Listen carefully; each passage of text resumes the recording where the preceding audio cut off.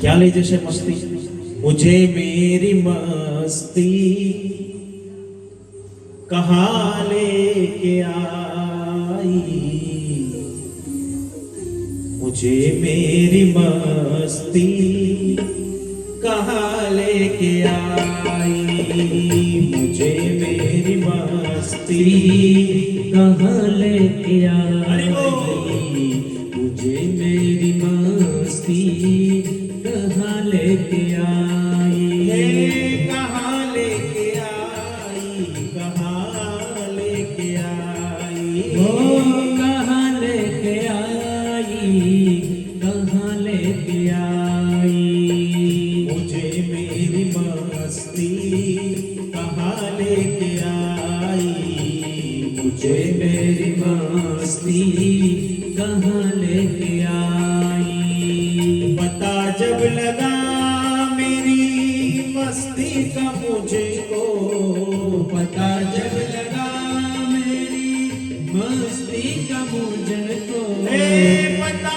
जब लगा मेरी हस्ती का मुझको, पता जब लगा मेरी हस्ती का मुझे को, यहाँ मेरे अपने सिवा कुछ नहीं, यहाँ मेरे अपने सिवा कुछ नहीं, मुझे मेरी मस्ती कहाँ लेके आई, मुझे मेरी मस्ती कहाँ लेके आई, ओ कहाँ लेके आई, कहाँ लेके आई, ओ कहाँ लेके आई, कहाँ लेके आई, ओ कहाँ लेके आई, कहाँ लेके आई, ओ कहाँ लेके आई, कहाँ लेके आई, मुझे मेरी मस्ती कहाँ लेके आई, मुझे मेरी मस्ती कहाँ लेके आई, मुझे मेरी मस्ती कहाँ लेके आई, मुझे मेरी मस्ती कहाँ लेके आई, पता जब लगा मेरी हस्ती का मुझको, फिर यहाँ मेरे अपने सिवा कुछ नहीं, मुझे मेरी मस्ती कहाँ लेके आई,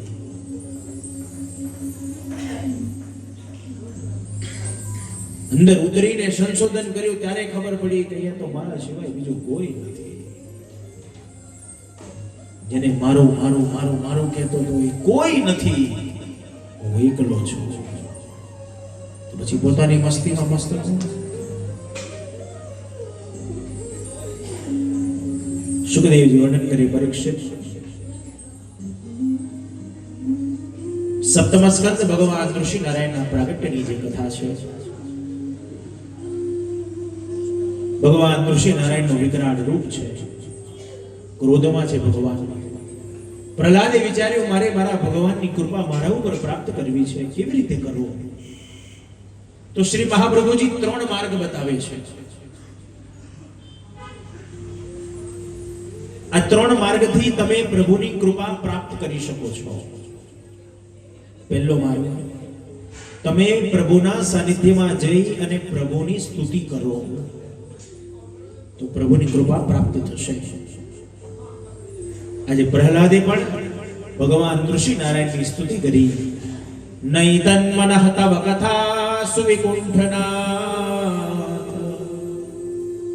સંપ્રિયતે દુરિત દુષ્ટવસાદુ તીવ્રમ કામાતુરમ હર્ષ શોક ભયેષણાર્થ. હું કયા ભગવાનની સ્તુતિ કરું છું? કોઈ વૈકુંઠના નાથની નહીં, પણ જે વૈકુંઠનો નાથ મારી આંખની સામે સ્તંભમાંથી પ્રગટ થયો છે, હું એ ભગવાનની સ્તુતિ કરું છું.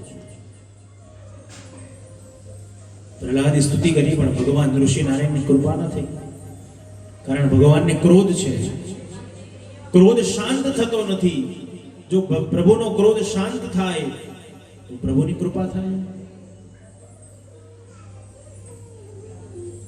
તો બીજો માર્ગ શ્રી મહાપ્રભુજી બતાવે છે કે જો પ્રભુની સ્તુતિ કરવાથી પ્રભુની કૃપા પ્રાપ્ત ન થાય તો તમે પ્રભુના નામનો જય જયકાર કરો તો પણ પ્રભુની કૃપા પ્રાપ્ત થશે.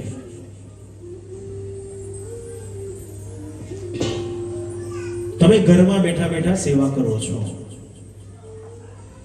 અને સેવા કરતા કરતા તમને એમ વિચાર થયો કે લાઈને હું અહીંયા ભગવાનનો જય જયકાર કરું.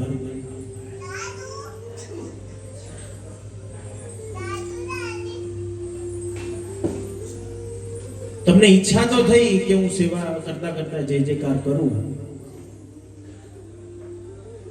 પણ અવાજ કેવો નીકળશે? સુરસુરિયા જેવો અવાજ નીકળશે. ગોવર્ધનનાથ કી જય. જાણે કોઈ ગરુડા પકડી રાખ્યો હોય આપણો. તમે વિચાર કર્યો ચાલ ઘર છોડી દેવા દે, મંદિર જવું છે. ચાલતા ચાલતા તમે મંદિર તરફ જઈ રહ્યા છો, રસ્તામાં તમને ફરી ઈચ્છા થઈ કે લાવને અહીંયા ભગવાનના નામનો જય જયકાર કરું. ઘરમાં સુરસુરિયા જેવો અવાજ નીકળ્યો, રસ્તામાં ટેટી જેવો અવાજ નીકળશે. ગોવર્ધનનાથ કી જય. પણ એટમ બોમ્બ તો ના જ ફૂટ્યો. ચાલતા ચાલતા તમે મંદિર પહોંચ્યા છો. મંદિર પહોંચતાની સાથે તમે દર્શન ખોલવાની વાર છે. બહાર બેનપણીઓ તમારી ઊભી છે. તમે બેનપણીની સાથે વાત કરી રહ્યા છો અને એ વાત કરતા કરતા એક ટકોરો પડે છે. તમને ચેતવે છે ટકોરો પડાવીને કે ચાલો તૈયાર થઈ જાઓ. અને ટકોરો સંભળાતાની સાથે તમે વાતને પડતી મૂકી અને સીધા મંદિરમાં જઈને ઠાકોરજીની સન્મુખ ઊભા રહ્યા છો. પણ હજુ સુધી દર્શન ખોલ્યા નથી. તમારા અને ઠાકોરજીની વચ્ચે ટેરો છે. દર્શન કરવા માટે લાઈનમાં ઊભા છો. લાઈનમાં ઊભા રહ્યા, તમે સામે ટેરો છે ઠાકોરજીની અને તમારી વચ્ચે ટેરો. જ્યાં ખસ્તાની સાથે તમારી દ્રષ્ટિ પ્રભુ ઉપર પડે છે, પ્રભુની દ્રષ્ટિ જ્યાં તમારા ઉપર પડે છે અને હૃદયનો ફુવારો બહાર નીકળી જાય છે.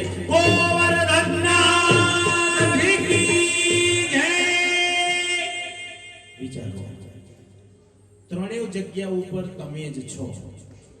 ઘરમાંય તમે છો, રસ્તામાંય તમે છો, મંદિરમાં પણ તમે જ છો. પણ જે એટમ બોમ્બ, જે ફુવારો મંદિરમાં નીકળ્યો એ ઘરમાં કેમ ન નીકળ્યો?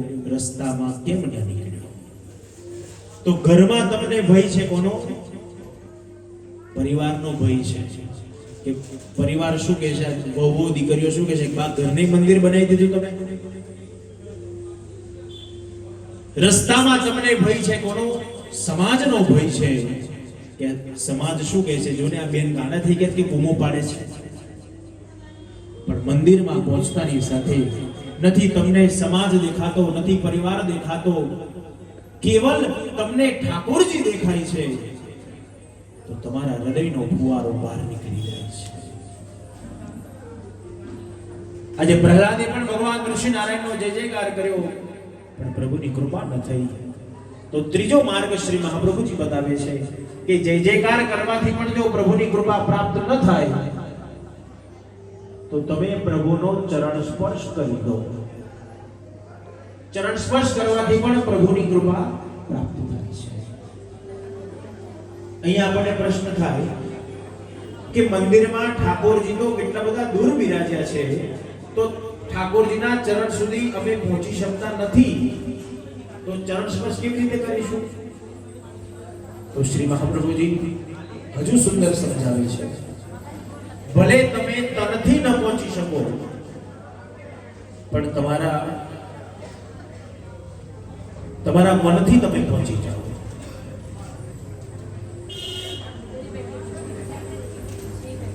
તમારા મનથી તમે પ્રભુના ચરણારવિંદ સુધી પહોંચી જાઓ તો પ્રભુની કૃપા તમારા ઉપર થશે. પ્રહલાદે પણ પ્રભુનો ચરણ સ્પર્શ કર્યો. ભગવાન ઋષિનારાયણની નજર ગઈ કોણ છે? પ્રહલાદને જોયો. પ્રહલાદ કરતા ભગવાને પ્રહલાદને ઉચકી લીધો. પ્રહલાદ પોતાની ગોદમાં બેસાડ્યો, જીભ વડે ચાટ્યો છે. હજારો વર્ષ સુધી પ્રહલાદ રાજા બન્યો. સુખદેવજી વર્ણન કરે. પરીક્ષિત અષ્ટમ સ્કંદની કથા આવી. પરીક્ષિતે પૂછ્યું, મહારાજ માનવ માત્રનું કલ્યાણ થાય આપ તેવી મને કથા કહો, મારા એકલાનું નહીં, બધાયનું કલ્યાણ થાય તેવી કથા કહો, क्योंकि सभी के कल्याण में खुद परीक्षित का कल्याण भी समाया हुआ है। परीक्षित अपने जैसी संकुचित सोच रखने वाला नहीं था। परीक्षित ने अपने लिए नहीं सोचा, परीक्षित ने पूरे समाज के लिए सोचा कि मेरे अकेले का नहीं, पूरे समाज का कल्याण हो। महाराज आप मुझे ऐसी कथा सुनाइए। और अष्टम स्कंद की कथा सुखदेव जी ने बहुत भारी आनंद व्यक्त करते हुए कहा, राजा तेरे ख्याल बहुत अच्छे हैं, तेरी सोच बहुत अच्छी है। बोलो हमारे ख्याल कैसे? बस मेरे अकेले का काम हो, दूसरों को जो करना है वो करे, मुझे क्या? ये अपने अपने ख्याल है, अपनी सोच है। परीक्षित ने ऐसा नहीं सोचा। परीक्षित ने तो बता दिया, महाराज मेरे अकेले का नहीं, सभी का कल्याण हो। महाराज समाज में ऐसे कई जीव है जो तीर्थ नहीं जा सकते, पुण्यदान नहीं कर सकते, तो क्या उन लोगों का कल्याण नहीं होगा? महाराज मुझे तो सभी का कल्याण करना है, और इसीलिए आप मुझे ऐसी कथा सुनाइए कि जिससे सभी का कल्याण हो। सुखदेव जी महाराज ने बहुत आनंद व्यक्त करते हुए परीक्षित को जवाब दिया, राजा बहुत अच्छी सोच है तेरी, चलो वो भी कथा सुनाता हूं। अष्टम स्कंद की कथा, गृहस्थ मोक्ष की जो कथा है, घर में बैठकर भगवान की प्राप्ति हो ऐसी कथा। तो गृहस्थ के पहले 4 देव बताए गए। पहला देव मातृदेवो भव, दूसरा देव बताया पितृदेवो भव,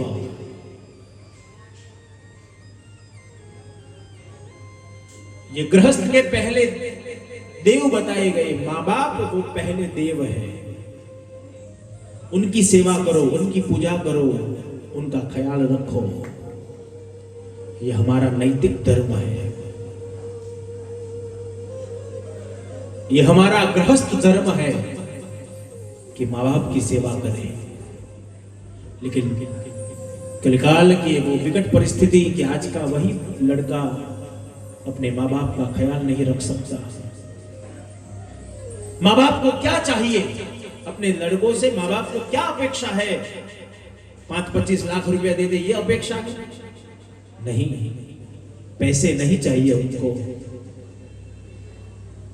उनको चाहिए तो केवल एक ही चाहिए कि 2 मिनट, 5 मिनट, 10 मिनट, जब भी मेरे लड़के को वक्त मिले मेरे पास आकर बैठे, मेरे साथ 2 मिनट, 5 मिनट प्रेम से बातें करें, मेरा ख्याल पूछे, माँ कैसी हो, अच्छी हो, तबीयत अच्छी है। इससे ज्यादा क्या चाहिए माँ बाप को? कुछ नहीं चाहिए। लेकिन वर्तमान समय की विकट परिस्थिति, वो आज के वही लड़के संपत्ति कमाने में ऐसे जुट गए हैं कि अपने माँ बाप को पीछे छोड़कर चले। परिणाम समाज दुखी होता है।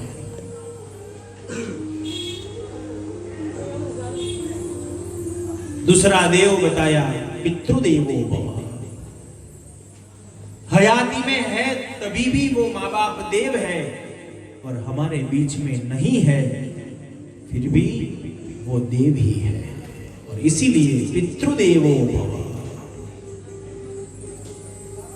वो पितरों को क्या देना चाहिए हमें? क्या अपेक्षा है? क्या मांगते हैं हमसे? तो एक ही मांगते हैं कि मेरा परिवार मेरे लिए कुछ सत्कर्म करते जाए, मेरा परिवार मुझे याद करे, मेरा परिवार संगठित होकर रहे। यही पितरों की इच्छा है। और क्या अपेक्षा है हमारे पास? एक ही है, उसे याद करो, उसके लिए कुछ तर्पण करते जाओ, उनके लिए कुछ अच्छे कर्म करते जाओ, उनके लिए ऐसे अच्छे श्रीमद् भागवत के आयोजन करते जाओ, तो पितृ तृप्त है। और पितृ तृप्त होंगे तो क्या प्राप्त करवाएंगे? संतति प्रदान करवाने वाले वो पितृ है। अपने वंश को आगे बढ़ाने वाले वो पितृ है, जिनकी कृपा से अपना वंश आगे बढ़ता है।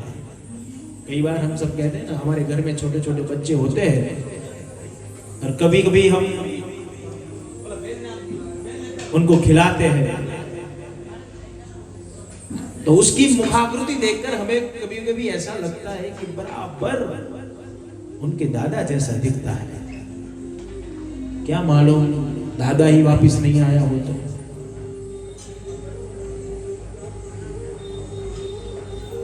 वंश की वृद्धि पितरों कराते हैं, तो पितरों की कृपा की आवश्यकता है। और इसीलिए गृहस्थ का पहला देव बताया मातृदेवो भव, दूसरा देव बताया पितृदेवो भव। वो माँ बाप की सेवा करो, माँ बाप के लिए कुछ अच्छे कर्म करते जाओ, माँ बाप को अंजलि देते जाओ, पितरों को अंजलि दो, उनके लिए अच्छे कर्म करो तो पितृ तृप्त है। तीसरा देव बताया गृहस्थ का अतिथि देवो भव। पितरों को कुछ तर्पण करो और अतिथि को कुछ अर्पण करो। वो नारायण का स्वरूप है, अतिथि नारायण का स्वरूप है। उनको कुछ दो और अतिथि तृप्त होगा तो क्या प्राप्त होगा, क्या आशीर्वाद मिलेगा। आदि नारायण जगत गुरु शंकराचार्य जी महाराज के जीवन का एक बहुत अद्भुत प्रसंग है। जगत गुरु श्री शंकराचार्य महाराज जब भिक्षावृत्ति करने के लिए निकले, एक गरीब गृहस्थ के घर के आंगन जाकर शंकराचार्य जी महाराज ने कहा नारायण हरे का पुकार किया। गरीब गृहस्थ घर में से दौड़ कर आई, आंगन अतिथि को देखा और अतिथि को देखते ही गरीब गृहस्थ को बहुत भारी आनंद हुआ, हमारे आंगन अतिथि पधारे। गरीब गृहस्थ की भावना बहुत विशाल थी कि आंगन आया हुआ अतिथि खाली हाथ नहीं लौटना चाहिए, कुछ दे। दौड़ती हुई अंदर गई, रसोई खाने में सब बर्तन इधर उधर करने लगी, कुछ मिले कुछ मिले कुछ मिले। लेकिन आज गरीब गृहस्थ की स्थिति क्या है कि घर में एक अन्न का दाना नहीं है और एक कौड़ी पाई भी नहीं है। लेकिन भावना बहुत विशाल है, बहुत ऊंची है कि मुझे कुछ देना है। जल्दी जल्दी इधर उधर देख रही है। ये तो सच्चे संत की कथा है। जो सच्चा संत होगा ना वो चिल्लाएगा नहीं, 1-2 मिनट खड़ा रहेगा, कुछ नहीं मिलेगा तो आगे चला जाएगा। जगत गुरु शंकराचार्य जी महाराज आंख बंद कर खड़े हैं। गरीब गृहस्थ उतावली इधर उधर देख रही है, कुछ मिले मिले। और मिला एक कोने में से 2-4 दिन का सूखा हुआ आंवला मिला। हाथ में आंवला आते ही दुख हुआ कि ऐसा देना है, ऐसा नहीं दे सकते। लेकिन आनंद भी हुआ क्योंकि इसके अलावा मेरे पास और कुछ नहीं है।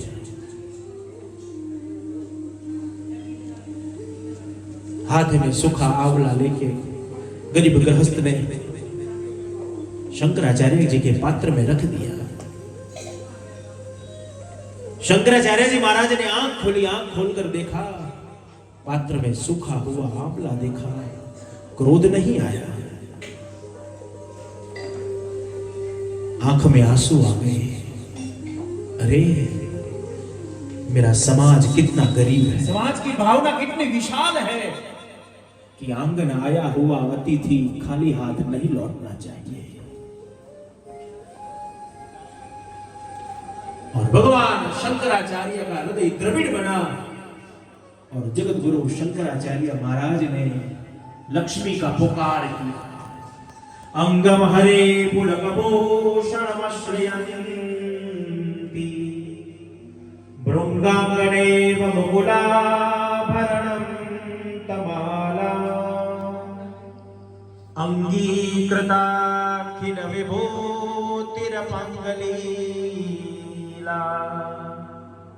मांगल्यदास्तु मम मंगल देवताय।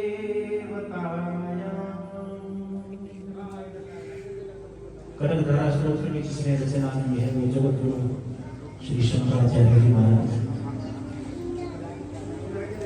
लक्ष्मी का पुकार किया और लक्ष्मी प्रकट हुई। बोलो महाराज क्या आज्ञा है? शंकराचार्य महाराज ने तुरंत कह दिया मेरी आज्ञा है कि ये गरीब गृहस्थ के घर में सोने की बारिश करो। अरे महाराज लेकिन उनके नसीब में नहीं है। भले नसीब में ना हो लेकिन मेरी आज्ञा है, मेरी इच्छा है कि ये गरीब गृहस्थ के घर में सोने की बारिश हो। सोचो क्या दिया उस गरीब गृहस्थ ने? केवल एक ही अपना कर्तव्य को पकड़ के रखा कि आंगन आया हुआ अतिथि खाली हाथ नहीं लौटना चाहिए और उसके फल स्वरूप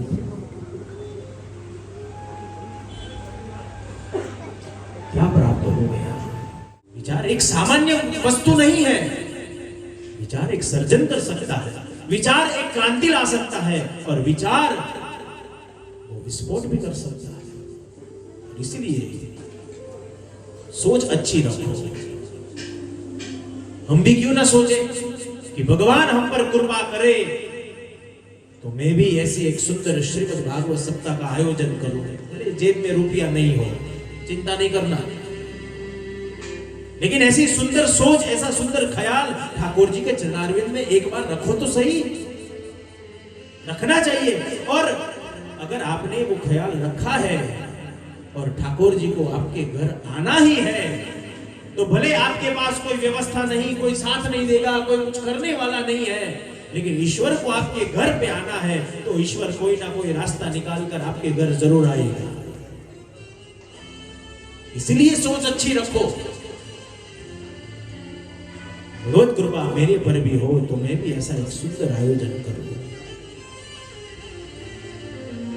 सभी परिवार को इकट्ठा कर कर एक महोत्सव का आनंद प्राप्त करो।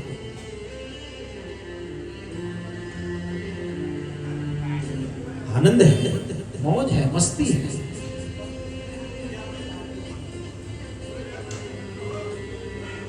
और इस कथा में इतना आनंद है, सच में बता रहा हूं, तारीफ नहीं कर रहा हूं, लेकिन मुझे अनुभूति होती है ऐसा आनंद है। और सबसे बड़ी बात ईश्वर की ऐसी परिपूर्ण कृपा है हम सब पर कि 7 दिन के आनंद में, 7 दिन के महोत्सव में श्रीमद् भागवत का तो रस हमें प्राप्त होता ही है। श्रीमद् भागवत के प्रभु की लीलाओं का दर्शन तो हमें होता ही है, लेकिन साथ साथ इतने सारे महापुरुषों का सानिध्य, इतने सारे संतों का सानिध्य, इतने सारे महापुरुषों का सानिध्य, हम सबको मिलना, उनकी छत्र छाया के नीचे बैठना, ये बहुत बड़ी बात है। पिछले 3 दिन से तो मैं देख रहा हूं इतनी बड़ी संख्या में ऐसे पूज्य चरण संत महंत यहां पर पधार रहे हैं, हमारे साथ बैठकर श्रीमद् भागवत के गुणानुवाद गा रहे हैं और उनके आशीर्वाद हम सब पर बरसा रहे हैं। यही है कृपा, इससे आगे कुछ नहीं है। और सच में ये प्रताप भाई का इतने पुण्यशाली, इतने भाग्यशाली जीव है कि जिनके माध्यम से हम सभी को ऐसी शीतलता का, ऐसे आनंद का अनुभव हम सबको हो रहा है। प्रताप भाई की कृपा, उनका तप, उनका मनोबल, उनका कर्तव्य, उनका भाव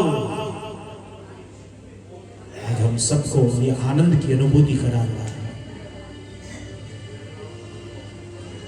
तो श्रीमद् भागवत का जो आनंद, गृहस्थ मोक्ष की जो कथा बताई, अतिथि को अगर तृप्त करेंगे तो संपत्ति प्रदान करवाने वाला अतिथि है। तो चौथी कृपा की आवश्यकता है। चौथा देव बताया, आचार्य देवो भव। गृहस्थ का चौथा देव आचार्य, सन्मति प्रदान करवाने वाला वो आचार्य है। सत्ता मिली, संतति मिली, संपत्ति मिली, तो तीसरी चीज की भी आवश्यकता है और वो है सन्मति की आवश्यकता है। सन्मति कौन प्रदान करवाएगा? तो आचार्य सन्मति प्रदान करवाने वाला है। अष्टम स्कंद की कथा, गृहस्थ मोक्ष की जो कथा बताई, परीक्षित ने पूछा महाराज आपने खूब सुंदर कथा मुझे कही, लेकिन मेरा प्रश्न है मेरे साथ क्या आएगा? पुण्य और पाप, सत्कर्म और दुष्कर्म जो अपने साथ आते हैं। गजेंद्र चरित्र की जो कथा है अष्टम स्कंद में, गज यानी हाथी, वो हाथी के ऊपर बलवान है कौन? इंद्रियां बलवान है। वो हाथी को कंट्रोल करने के लिए महावत अपने पास अंकुश रखता है जिससे वो हाथी को कंट्रोल कर सके। तो ये शरीर वो भी एक गजेंद्र है। हमारी ये शरीर रूपी गजेंद्र के ऊपर भी बलवान है कौन? अहंकार, ईर्षा, राग, द्वेष, मोह, माया, ये सब इंद्रियां बलवान है। वो इंद्रियों को कंट्रोल करने का एक साधन वो है नाम स्मरण, जो अंकुश बताया गया है। तो नाम स्मरण करते करते वो इंद्रियों को बलवान बनाओ। जिसकी जरूरत नहीं है उसे बाहर निकालो। आज गजेंद्र अपनी पत्नी बालक के साथ समुद्र में जल क्रिया करने गया। जल क्रीड़ा करते करते चित्कार ऊपर चित्कार किया और मगर के कान में आवाज गई। उसने सोचा ये आवाज परिचित है, जानता हूं, पहचानता हूं, कौन है? और मगर को विस्मृत की स्मृति हो गई और पहचान गया, अरे ये तो मेरे शत्रु की आवाज है। मगर दौड़ता हुआ आया, गजेंद्र का पग पकड़ लिया। मगर गजेंद्र को अंदर खींच रहा है। गजेंद्र की पत्नी और बालक गजेंद्र को बाहर खींच रहे हैं। 100 साल तक युद्ध चला। कब तक परिवार, समाज, लड़के लड़की हम सबको साथ देंगे? कब तक देंगे? तो जब तक जेब में पैसा और पांव में ताकत है तब तक। ये दोनों खत्म हो गया फिर कोई पूछने वाला नहीं है। और आज वैसे ही गजेंद्र को उसकी पत्नी, उसके लड़के, उसके परिवार ने एकला छोड़ दिया, अकेला छोड़ दिया। पत्नी ने सोचा कब तक हम इसके साथ भूखे खड़े रहेंगे। पत्नियां छोड़कर चली गई। आज गजेंद्र दुखी हुआ। जिसे मैं अपना अपना कहता था वो मेरा ही मुझे छोड़कर चला गया, तो अब मेरा कौन? बोलो हम सब भी रोते हैं ना। कोई मुझे पूछता नहीं, कोई मुझे कुछ कहता नहीं, कोई मेरी सुनता नहीं, मेरा कोई नहीं। भगवान कोने में खड़े रहकर हंसते होंगे कि मूर्ख तेरा कोई नहीं, नहीं मैं हूं तेरा। एक बार मुझे पुकार तो कर, फिर देख मैं आता हूं कि नहीं। है ईश्वर हमारा है। आज गजेंद्र ने भी सोचा कि मैं क्या करूं, मुझे कौन बचाएगा, कैसे मैं बाहर निकलूंगा। और गजेंद्र की नजर गई सुमन पर, नजर गई सुमन यानी पुष्प पर नजर गई और अपनी सूंड से पुष्प को उठा लिया और चित्कार पर चित्कार करता हुआ, दीनानाथ गोपीना प्यारा प्रभु बड़वंता छो गिरधारी, गजनी वारे चढ़ा श्यामला करी गरुड़ पर असवारी, पीड़ा पीतांबर पेरा पातड़ा आने कुंडल जड़के छे, गड़े गुंजानी माला विराजे रत्नो मोती लटके छे, माथे मनोहर मुगट धर्यो वड़ी कौशिक हिरनो झड़के छे, हाथे सुदर्शन चक्र धर्या वड़ी मोहन मुखड़ू मन के छे, पासे आवी लक्ष्मी जी प्रभु क्या करी तमे तैयारी, ओ चिंता ना थया धीरा चित चिंता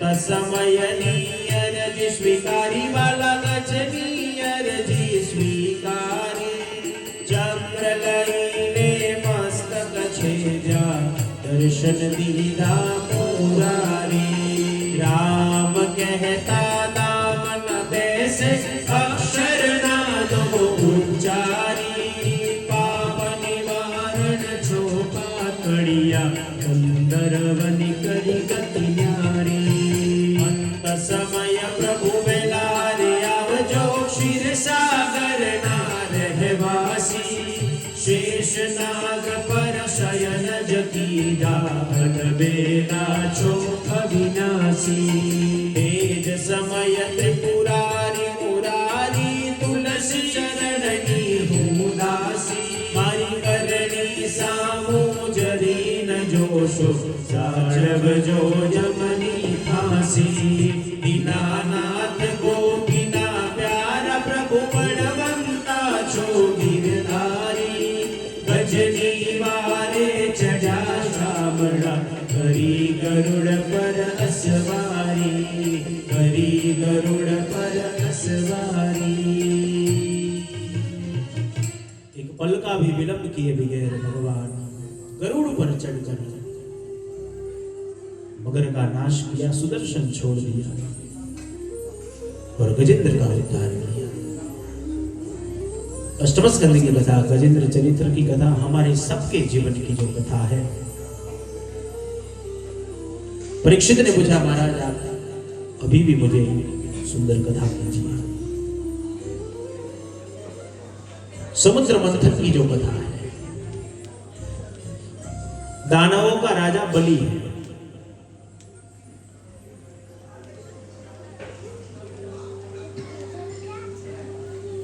तीसरी पीढ़ी जब आती है तब संस्कार जागृत होते हैं।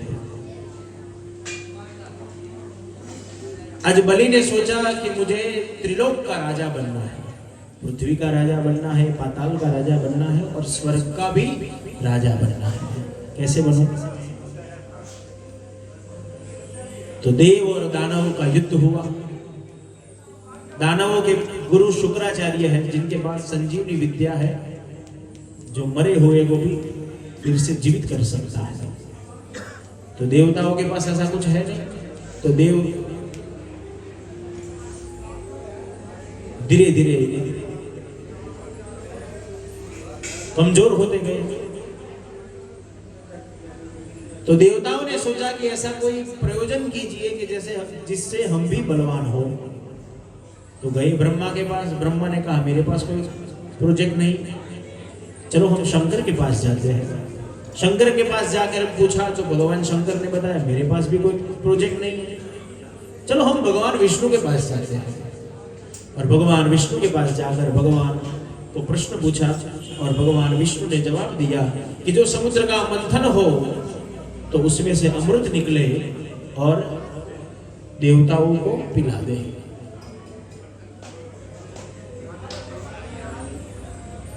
सुखदेव जी वर्णन कर रहे राजा, तो चलो समुद्र का मंथन करें।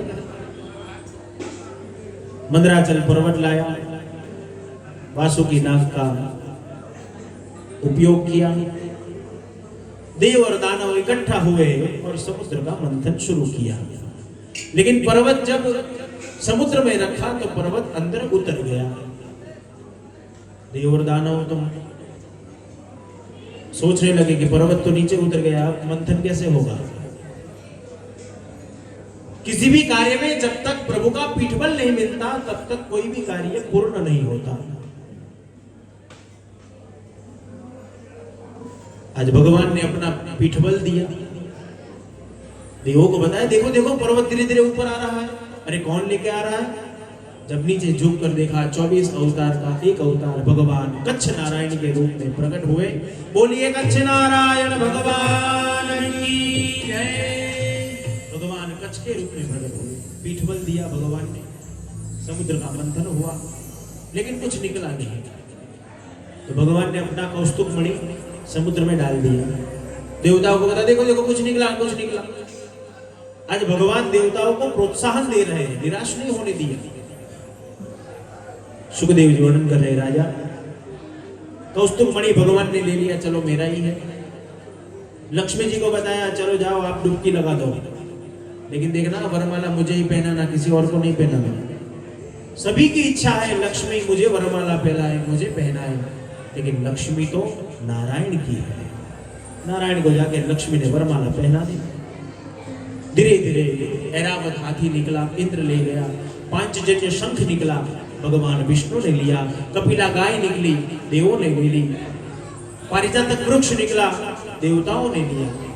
मदिरा निकली, दानव ले गए। अच्छी अच्छी चीज निकली तो सभी ने बांट ली, लेकिन विष निकला, कौन पिएगा? तो भगवान शंकर याद आए। देव दानव इकट्ठा होकर गए भगवान शंकर के पास, स्तुति करने लगे, भगवान आप देवाधिदेव हो, महादेव हो, सभी के का ख्याल रखने वाले हो, तो भगवान आप हमारा ये भी काम करो। अजन्मानो लोका किमुपयवन्तो विजगताम् अधिष्ठातारं किं भव विदिर्नादत्य भवति। तो अजन्मा हो, निराकार आकार ओमकार, तो भगवान आप ये काम कर लो। बोलो क्या करना है? ये विष पीना है, आप पी जाओ। तो भगवान शंकर ने विष पी लिया। विष पीते पीते भगवान शंकर ने दो उपदेश दिए हमें। एक कि ऐसा कोई कड़वा आपको पिलाने आए, ऐसा कड़वा काढ़ा कोई पिलाने आए तो गले के नीचे नहीं उतरने देना, गले में अटकाए रखना। और ऐसे कटु शब्द मुख में से बाहर निकलने जाए तो भी बाहर नहीं निकलने देना, उसे भी गले में अटकाए रखना। तो भगवान शंकर ने विष को गले में अटकाए रखा, तो परिणाम क्या हुआ? गले का रंग नीला रंग का हो गया और नाम पड़ा नीलकंठ, नीलकंठेश्वर महादेव।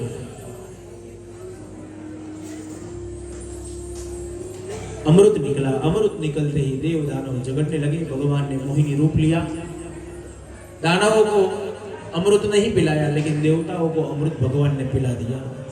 राहु नाम का गण है, उसे मालूम पड़ गया कि ये कोई स्त्री नहीं, ये भगवान है। सूर्य और चंद्र के बीच में जाकर हाथ डाला। भगवान ने पंक्ति भेद नहीं किया।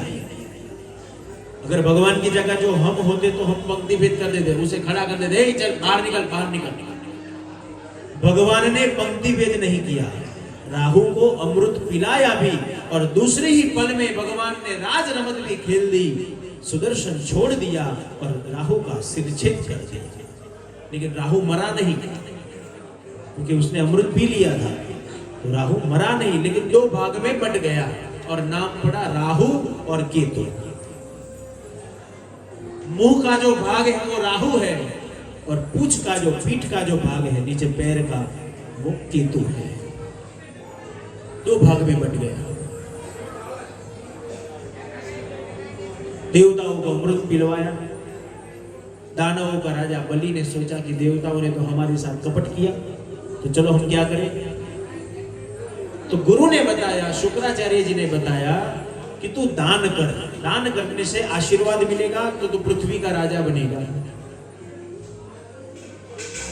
तो बलि दान करने लगा। दान करते करते आशीर्वाद मिले, पृथ्वी का राजा बना, पाताल का राजा बना। अभी मुझे स्वर्ग का राजा बनना है। तो शुक्राचार्य जी ने बताया कि अभी तू यज्ञ कर, जो तेरे 100 यज्ञ पूर्ण हो जाएंगे तो तू स्वर्ग का भी राजा हो जाएगा। 99 यज्ञ बलि के पूर्ण हुए, 100वां यज्ञ चल रहा है। कहां पर? नर्मदा के उत्तर किनारे पर, भृगु, जिस जगह का नाम है भृगु, और जिसे वर्तमान समय में हम सब भरूच के नाम से जानते हैं, वही नर्मदा का किनारा। सबिंदु सिंधु सुफलक तरंग भंग रंजितम, वैसी नर्मदा पतित पावनी है वो भी।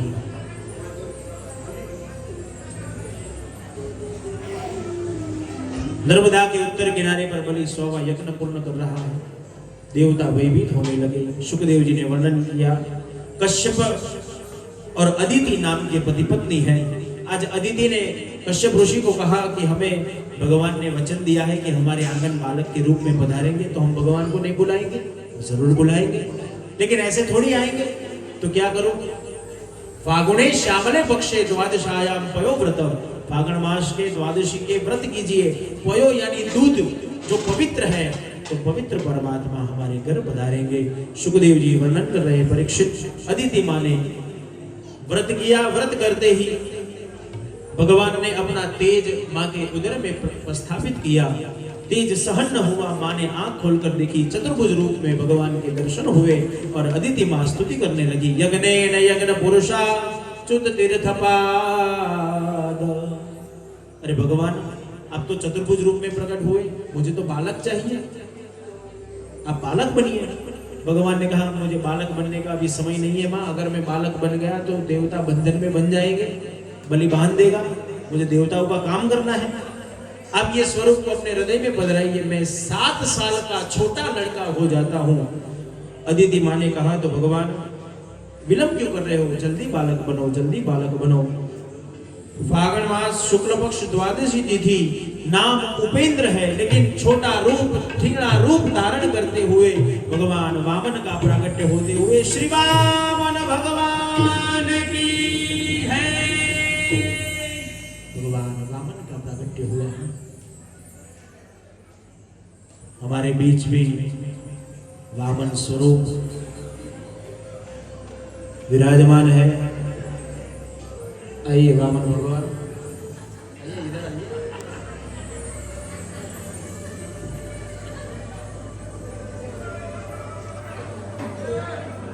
ओम इदं विष्णुर्विचित्रमेतरे धवनेन द्विपदं समूढवस्यमान् सुरे स्वाहा। वामनाय नमः।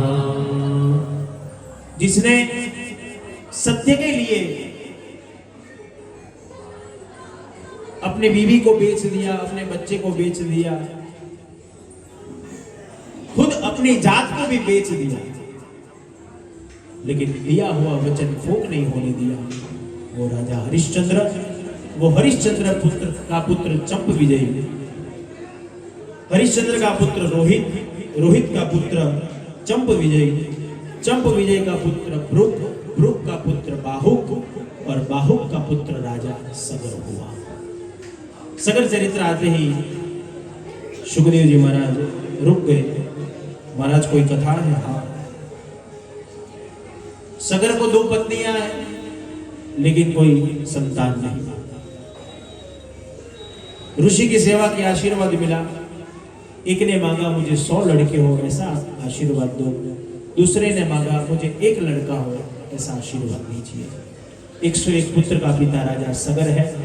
100 लड़के हैं, लेकिन कैसे है? पृथ्वी पर भार रूप है, सत्ता है, संपत्ति है, बल है, लेकिन विवेक नहीं है। कहाँ मिलेगा विवेक? बाजार में किराने की दुकान में जाकर मांगना 500 ग्राम विवेक दो, बोलो देगा? विवेक नाम की कोई दूसरी चीज देगा, लेकिन वो विवेक नहीं देगा। विवेक मिलेगा, कहां पर मिलता है? रामायण कहता है बिनु सत्संग, बिनु सत्संग विवेक न होई, राम कृपा बिनु सुलभ न सोई। श्री राम जय राम, श्री राम जय राम, जय जय राम। श्री राम जय राम, जय जय राम। श्री राम जय राम, श्री राम जय राम, जय जय राम। श्री राम जय राम, जय जय राम। श्री राम जय राम, श्री राम जय राम, जय जय राम। श्री राम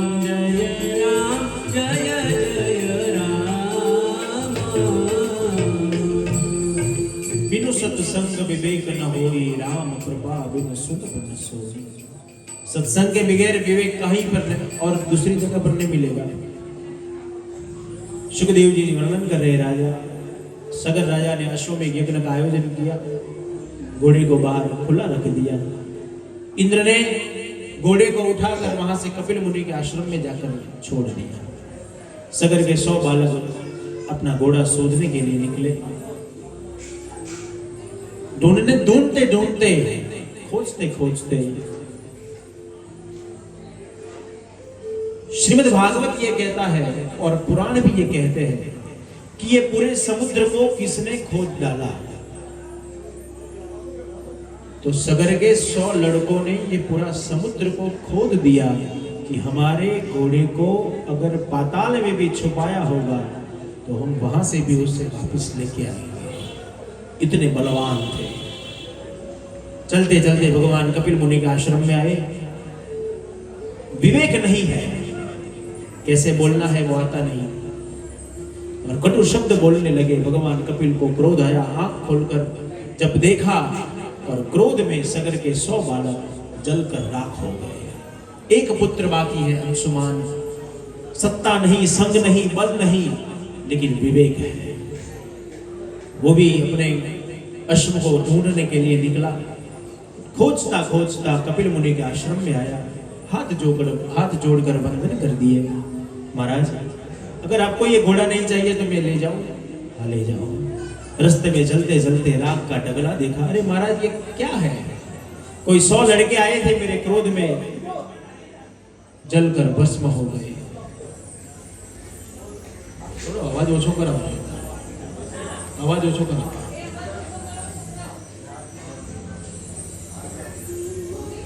क्रोध में जलकर राख हो गए। महाराज वो कोई नहीं और वो मेरे 100 भाई थे।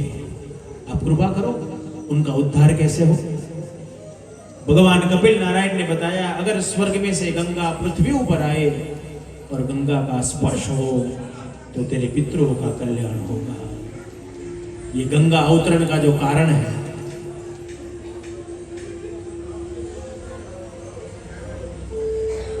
अंशुमान ने घर पे जाकर पिता को सब बात की।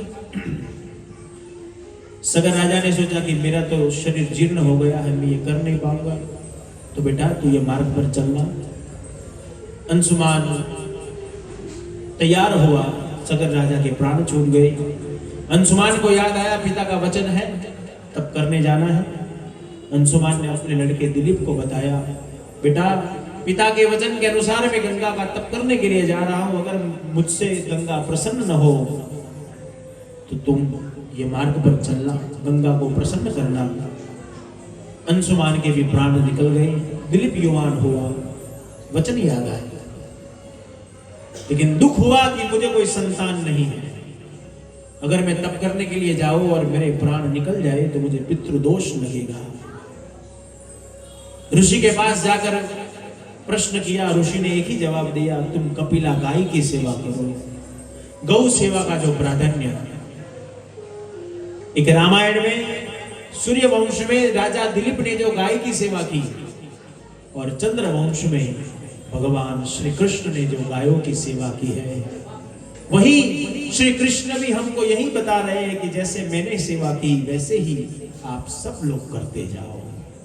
और आज का वही वो पर्व, कार्तिक मास शुक्ल पक्ष अष्टमी तिथि, आज का जो दिन है गोप अष्टमी।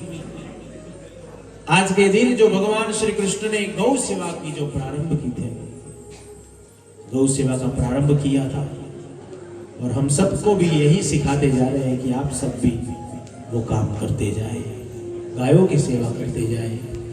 और वही कार्य कृष्णाश्रय आश्रम जनहितार्थ चैरिटेबल ट्रस्ट गुजरात में महिलाओं की भूमि ऊपर जो सेवा के कार्य कर रहा है, और उसी कार्य में आप सभी को सहभागी बनाने के लिए एक अवसर भगवान ने हम सबको ये दिया है श्रीमद् भागवत का।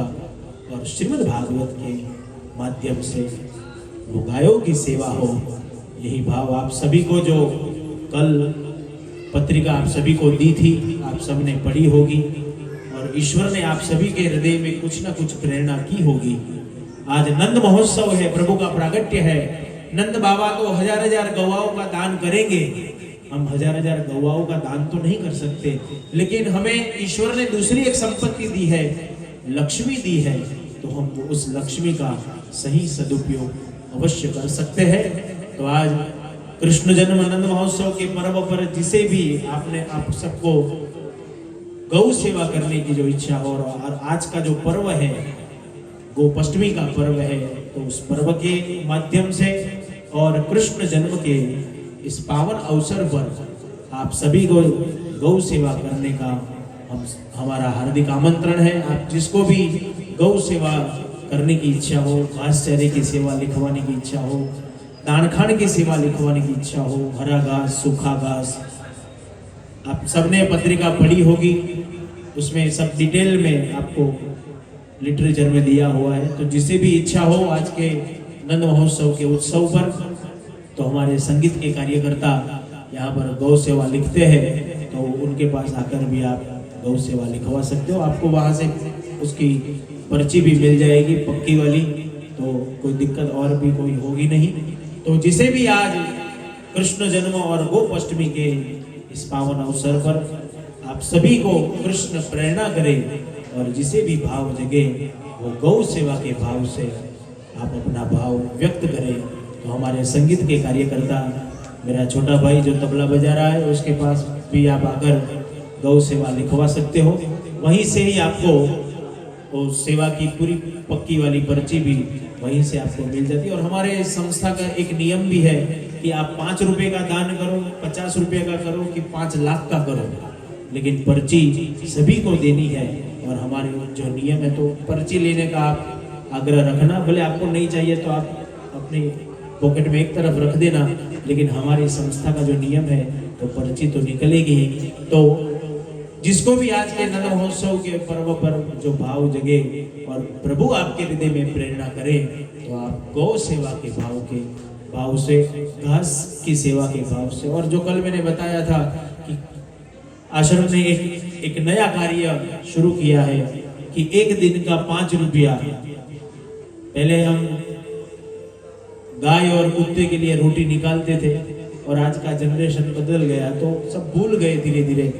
तो वही भूली हुई संस्कृति को फिर से जगाना है, और यही सोच के साथ एक दिन का 5 रुपया, महीने का 150 रुपया के हिसाब से एक साल का 2000 रुपया होता है।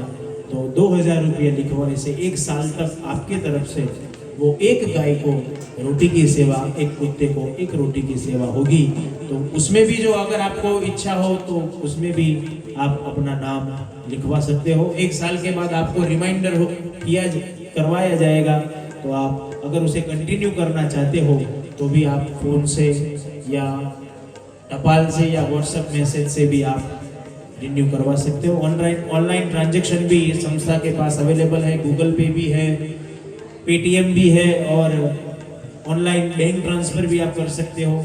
चेक से भी आप अपना डोनेशन दे सकते हो। संस्था के पास ATG का सर्टिफिकेट भी है, तो टैक्स बेनिफिट अगर जो चाहिए तो भी आपको टैक्स बेनिफिट भी आप सबको मिल सकता है। ATG का सर्टिफिकेट भी जनिता चैरिटेबल ट्रस्ट के नाम से है, तो टैक्स में भी आपको थोड़ा मुनाफा हो सकता है।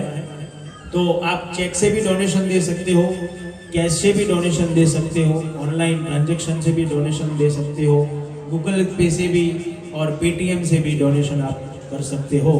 तो आप जैसे भी आपको भाव जगे वो आप अपना भाव, आज के दिन गोपाष्टमी का दिन है और प्रभु का प्रागट्य का दिन है, तो आप गौ सेवा के भाव से माध्यम से आप अपना भाव व्यक्त करें। यही अभ्यर्थना के साथ सुखदेव जी वर्णन कर रहे परीक्षित राजा दिलीप ने गायों की सेवा की, और गाय की सेवा करते करते आशीर्वाद मिला। दिलीप का पुत्र भगीरथ हुआ, और भगीरथ के माध्यम से ये भागीरथी गंगा जो पृथ्वी पर प्रकट हुई। सुखदेव जी वर्णन कर रहे परीक्षित, भगीरथ का पुत्र रघु, रघु का पुत्र अज, और अज का पुत्र राजा दशरथ हुआ। 3 पत्नियां, कौशल्या, कैकेयी, सुमित्रा, वृद्धत्व के लक्षण है, फिर भी कोई पुत्र प्राप्त नहीं हुआ। दशरथ ने वशिष्ठ को बुलवाया, महाराज वृद्धत्व आ गया लेकिन कोई पुत्र नहीं हुआ, क्या करूं मैं? वशिष्ठ ने बताया, आप चिंता मत कीजिए, आपके पहले के समय में भी ऐसा हुआ है। आप एक काम कीजिए, श्रृंगी ऋषि को बुलाइए, पुत्रेष्ट यज्ञ करवाइए। श्रृंगी ऋषि ही वशिष्ठ बुलावा, पुत्र काम शुभ यज्ञ करावा। प्रेम सहित आहुति सब दिनहा। तीनों पत्नियों ने प्रेम से आहुति दी। अग्नि नारायण प्रसन्न हुए, हाथ में फल लेकर आए। तीनों लड़कियों को भोजन हाथ में फल दिया, तीनों माओ को। यही विधि गर्भ सहित सब रानी, तीनों रानियां गर्भ धारण किया हुआ है ऐसा अनुभव करने लगी। सुखदेव जी वर्णन कर रहे, परीक्षित समय पर समय व्यतीत होने लगा। चैत्र मास शुक्ल पक्ष नवमी तिथि मध्याह्न काल अभिजित मुहूर्त आया। प्रभु श्री राम के प्रागट्य का अवसर नजदीक आने लगा। आज कौशल्या मां को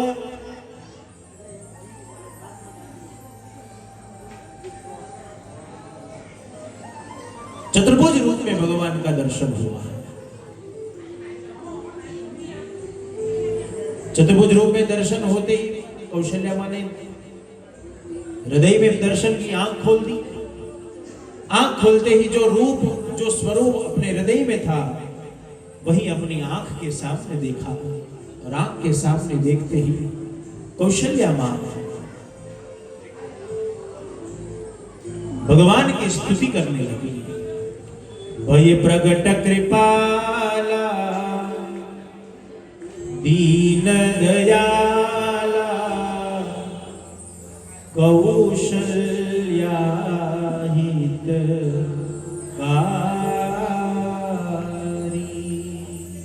भगवान, ये तो अद्भुत रूप है।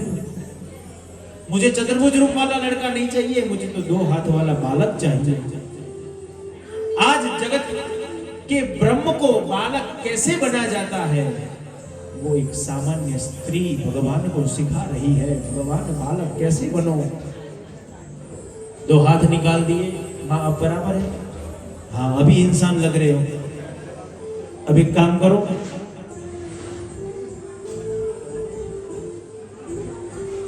अभी एक काम करो,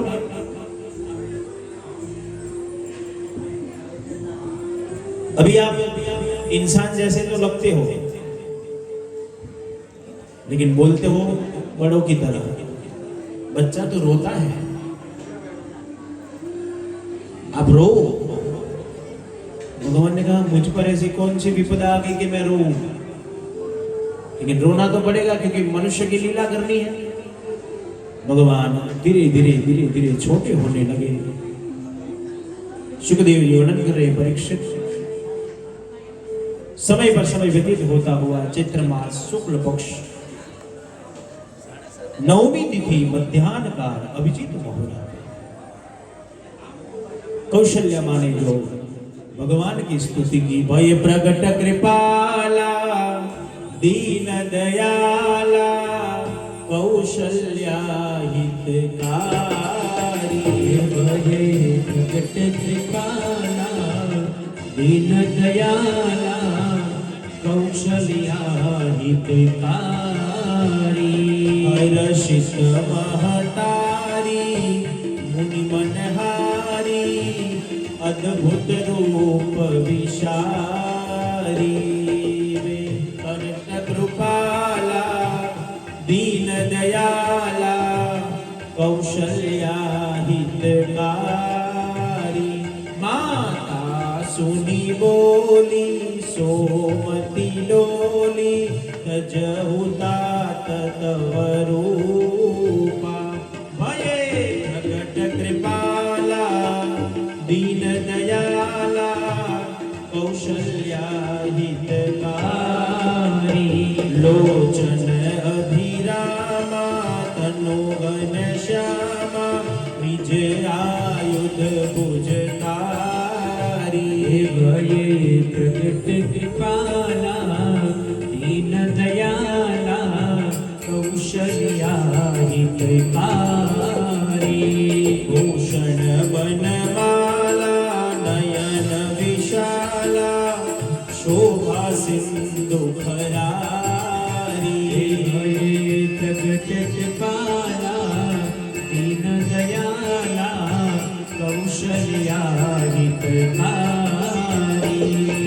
गई कर जोरी स्तुति तोरी यही विधि करो अनंता। भये प्रगट कृपाला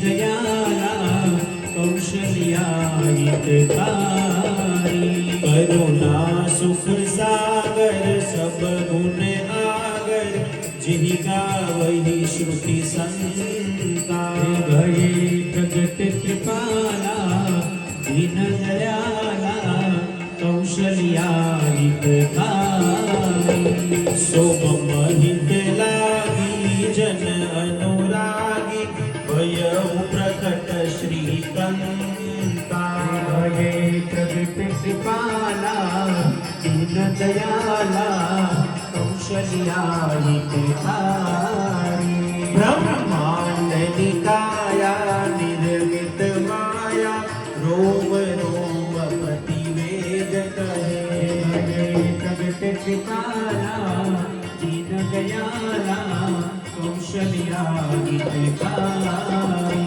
मम उर शोभासी यह उपहासी सुनन धीर मति धीर न रहे भये प्रगट कृपाला दीन दयाला कौशल्या हितकारी उपजा जब ज्ञाना प्रभु मुस्काना चरित बहु विधि किन्ह चहे भये प्रगट कृपाला दीन दयाला कौशल्या हितकारी कीजे शिशु लीला अति प्रियशीला यह सुख परम अनुपा भये प्रगट कृपाला दीन दयाला कौशल्या हितकारी सुनी बचन सुजाना रो दिन ठाना कोई बालक सुर भूपा भये प्रगट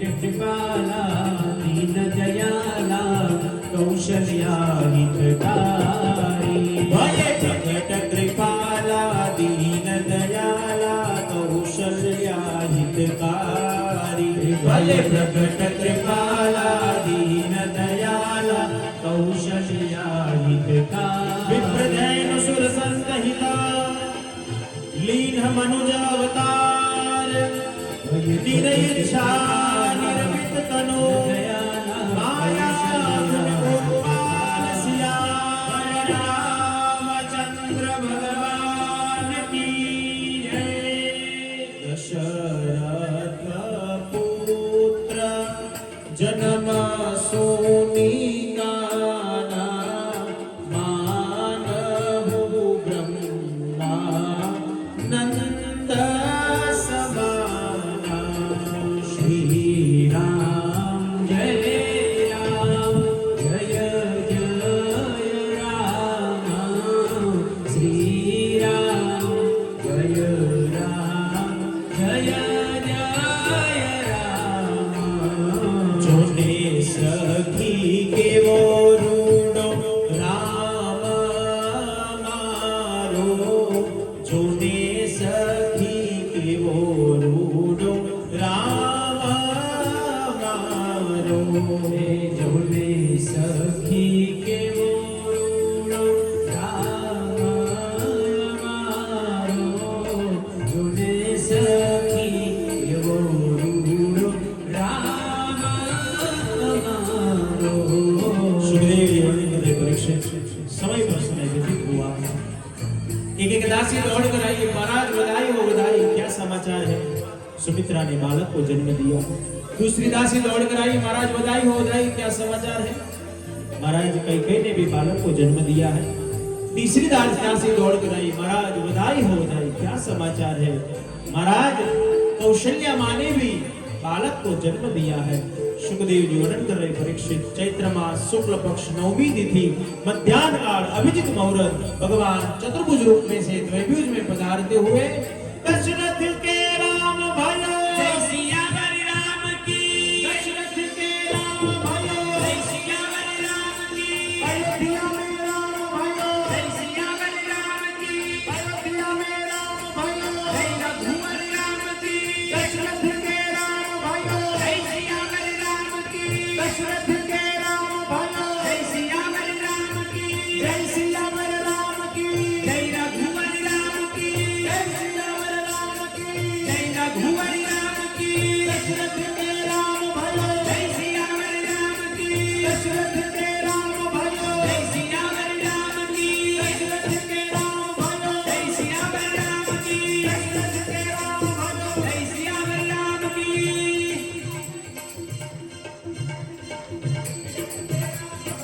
दशरथ के राम भयो हे दशरथ के राम भयो जय सियावर राम की अयोध्या में राम भयो जय रघुवर राम की जय सियावर राम की जय रघुवर राम की जय सियावर राम की जय रघुवर राम की जय सियावर राम की दशरथ के राम भयो जय सियावर राम की जय सियावर राम की जय सियावर राम की जय रघुवर राम की जय सियावर राम की जय रघुवर राम की दशरथ के राम भयो जय रघुवर राम की दशरथ के राम भयो जय रघुवर राम की जय सियावर राम की सियावर राम की जय सियावर राम की जय रघुवर राम की जय सियावर राम की जय रघुवर राम की दशरथ के राम भयो जय सियावर राम की दशरथ के राम भयो जय सियावर राम की दशरथ के राम भयो जय सियावर राम की जय सियावर राम की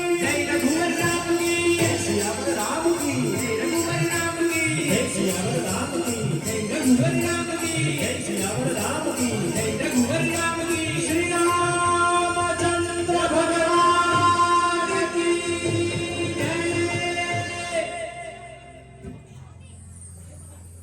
યજમાન પરિવારના હૃદયના ભાવની સાથે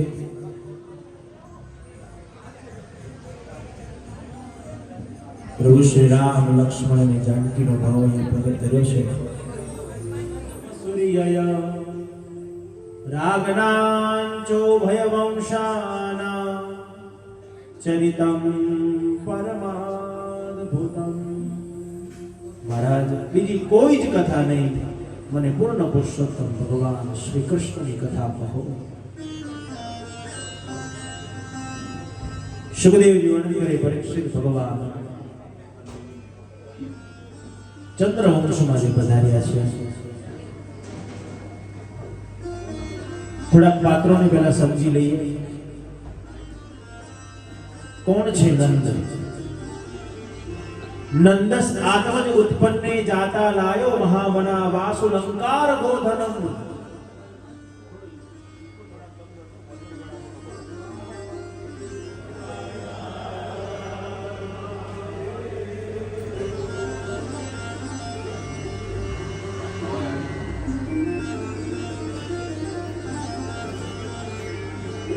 જે બધાયને આનંદ આપે છે તે નંદ છે.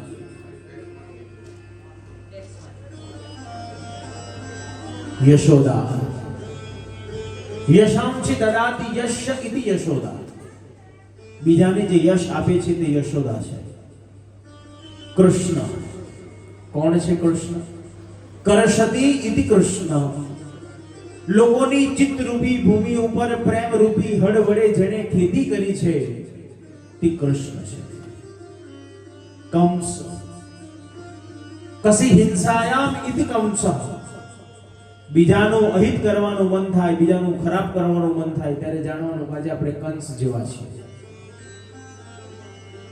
સુખદેવજી વર્ણન કરે રાજા.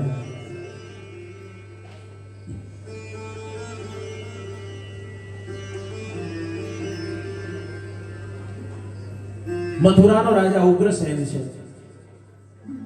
અને ગામડાનો મુખિયો સુરસેન છે. ઉગ્રસેનનો દીકરો કંસ અને સુરસેનનો દીકરો વસુદેવ. કંસ અને વસુદેવની બંનેની ગાઢ મિત્રતા છે. કંસની કાકાની 6 દીકરીઓ છે. એમાં એક દેવકી જે કંસને બહુ પ્રિય છે. કંસે વિચારી મારી બેન દેવકીના લગ્ન વસુદેવ સાથે કરાવી દઉં તો સોનામાં સુગંધ પડી જાય. પિતાને વાત કરી, પિતાએ આજ્ઞા આપી. વાસ્તે ગાસ્તે દેવકીના લગ્ન વસુદેવની સાથે કરાવ્યા. ખૂબ કરિયાવર આપ્યું, હાથી ઘોડા દાસ દાસી હીરા મોતી સોના ચાંદી. આજે બહેનને વડાવતા વડાવતા કંસ 14 આંસુએ રડ્યો છે. કંસ વિચારે મારી બહેન કેટલી અનમોલ છે, કેટલી કિંમતી છે કે આ શરીરના ચામડા ઉતારીને જો એને ચંપલ બનાવીને મારી બહેનને પહેરાવું ને તો પણ ઓછા પડે. અરે આટલી અનમોલ બહેન અને એને વડાવા કોઈ સારથી જાય. આજે કંસ પોતે સારથી બન્યો.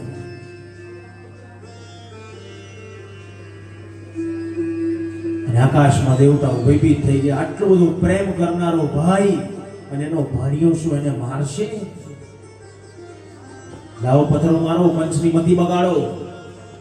નહીં તો ભગવાન ભૂતળ પર કેવી રીતે આવશે? અને આકાશવાણી થઈ, મૂર્ખ, તું જેને આટલો બધો પ્રેમ કરું છું ને એને આઠમો બાળક એ તારો કાળ છે. સ્વાર્થ કો નહીં દોષ કો સારી. અને જે આકાશવાણી થઈ અને ભયભીત થયેલો કંસ વિચારે, જેને હું આટલો બધો પ્રેમ કરું છું એનો દીકરો જ મને મારશે, તો લાઈને હું એને જ મારી નાખું તો એનો દીકરો ક્યાંથી થવાનો છે? લગામ નીચે ફેંકી દીધી. દેવકીના કેશ પકડી લીધા, એક હાથમાં તલવાર પકડી લીધી. દેવકીને મારવા માટે જાય ને વસુદેવે કાંડું પકડ્યું. ખબરદાર જો દેવકીને મારી તો.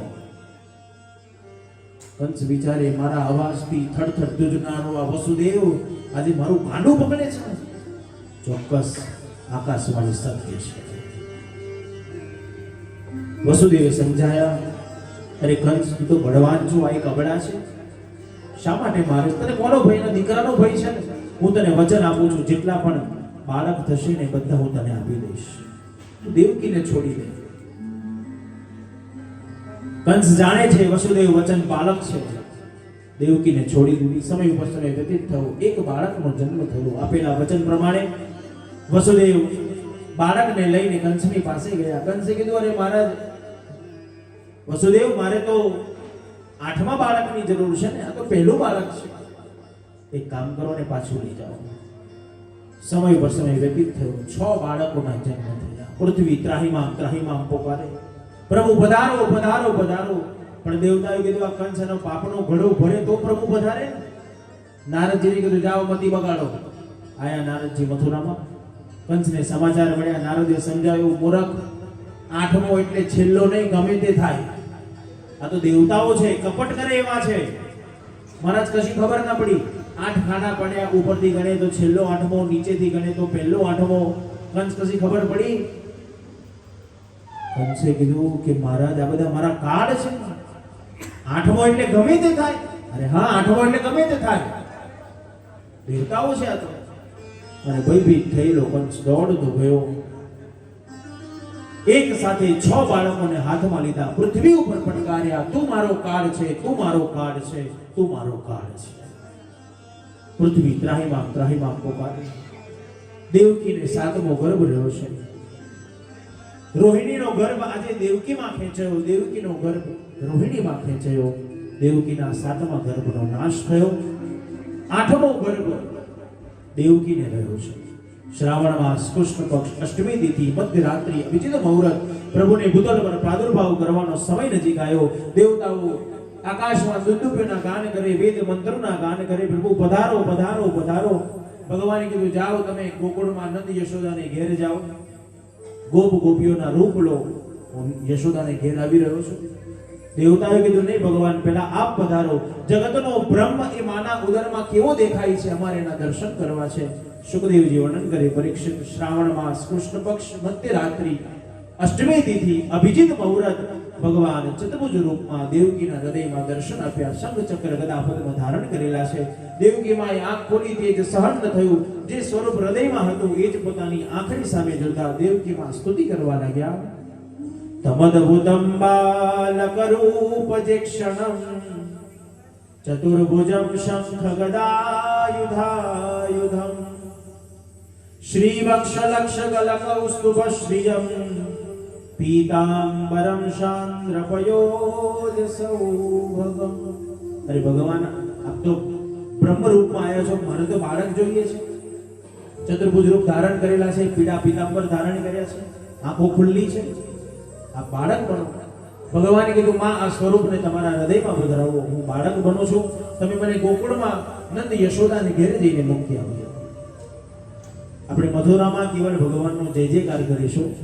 જ્યારે ભગવાન ગોકુળમાં નંદ બાવાને ત્યાં પધારશે ત્યારે આપણે વિશેષ નાચગાનથી આપણે નંદ મહોત્સવને ઉજવીશું. સુખદેવજી વર્ણન કરી, પરીક્ષિત, તો દેવકી માએ કીધું, ભગવાન વિલંબ શા માટે કરો છો? જલ્દી બાળક બનો, જલ્દી બાળક બનો.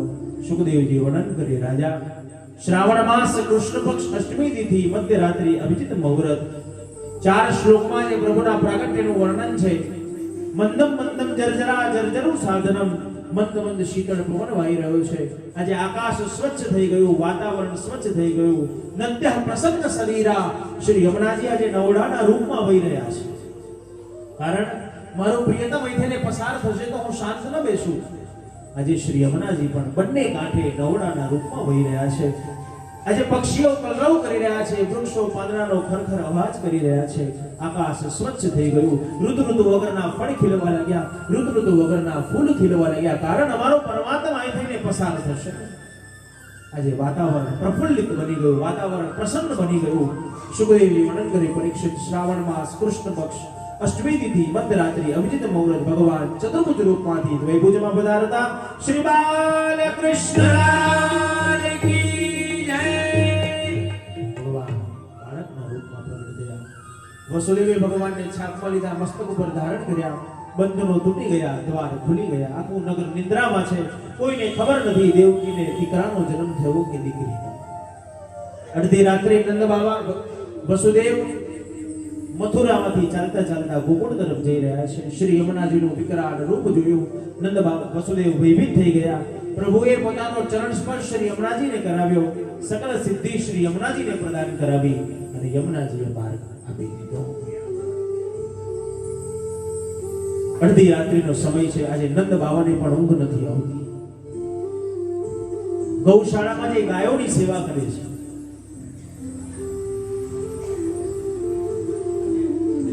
અને ગાયોની સેવા કરતા કરતા એક જ ભાવ વ્યક્ત કર્યો, મારા માટે નહીં પણ મારી ગાયોની સેવા કરે એવો યશોદા એક બાળકનો જન્મ આપે.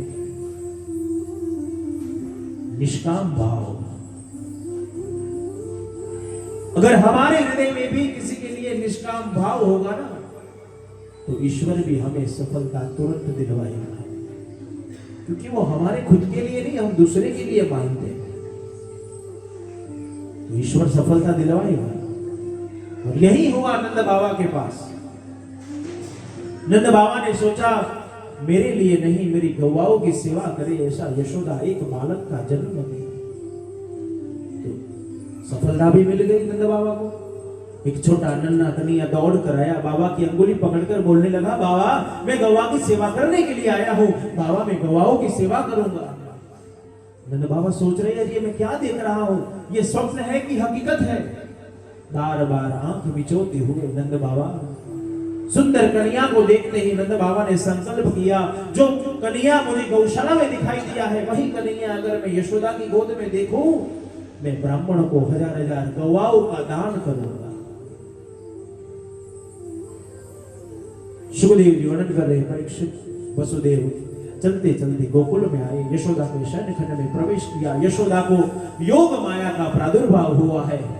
गोकुल में भी किसी को मालूम नहीं है कि यशोदा को लड़का हुआ कि लड़की हुई, क्योंकि योग माया का प्रभाव है. पूरी नगरी निंद्रा में है.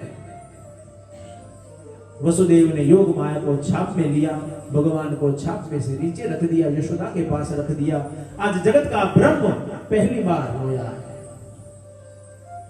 भगवान ने रोने की लीला की. वसुदेव चलते चलते मथुरा की ओर जाने लगे. रुदन का आवाज सुनते ही नंद की बहन दौड़ती आई. सुंदर बालक को देखते ही नंद की बहन का आनंद समाया नहीं गया. भैया भैया भैया, अरे मेरा भाई कहाँ गया? कहीं नहीं गया होगा. जब भी उनको वक्त मिलता है वो गौशाला में जाकर गौवाओं की सेवा करता है. लाओ मैं गौशाला में जाकर समाचार दे दूं. हाथ में मिठाई लेकर नंद की बहन दौड़ती हुई, भैया भैया भैया. हाँ क्या हुआ? भैया मुख खोलिए. अरे क्या हुआ ये तो बता. नहीं पहले मुख खोलिए. नंद बाबा ने मुख खोला. हाथ में मिठाई लेकर आई थी, नंद बाबा के मुंह में रख दी. भैया कैसी है? बहुत मीठी है, बहुत मीठी है. बस तेरे यहाँ मीठो भयो, मीठो भयो. क्या भयो? लालो भयो. नंद बाबा को बहुत भारी आनंद हुआ. फिर से संकल्प किया, जो बालक मुझे गौशाला में दिखाई दिया है वही बालक मैं यशोदा की गोद में देखूंगा तो मैं ब्राह्मण को 1000 स्वर्ण मुद्राओं का दान करूंगा. आज स्वयं श्री लक्ष्मी जी रास्ता साफ कर रही है, झाड़ू लगा रही है, क्योंकि मेरा प्रियतम यहां से पसार होगा, गुजरेगा तो किसी ये सब गंदा नहीं होना चाहिए. स्वयं श्री लक्ष्मी जी बुहारी की सेवा कर रही है. नंद बाबा घर पे आए, स्नान किया, सुंदर वस्त्र परिधान किए, यशोदा के शयनखंड में प्रवेश किया, सुंदर कन्या का दर्शन करते हुए नंद बाबा का मनोरथ सिद्ध हुआ और नंद बाबा ने हजार हजार गवाओं को तैयार किया। रोज के नियम के अनुसार ब्राह्मण दान लेने आए। आज नंद बाबा एक एक ब्राह्मण को हजार हजार गवाओं का दान कर रहे हैं। ब्राह्मण ने कहा, अरे बाबा इतना सारा क्यों दे रहे हो? महाराज, आपके आशीर्वाद से मेरे यहाँ लड़के का जन्म हुआ है। आज ब्राह्मण ने कहा, महाराज हमारे आशीर्वाद से बाबा तो हमें कुछ देना चाहिए, लेकिन हमारा धन कौन सा है? ये वेद हमारा धन है, ये शास्त्र हमारा धन है।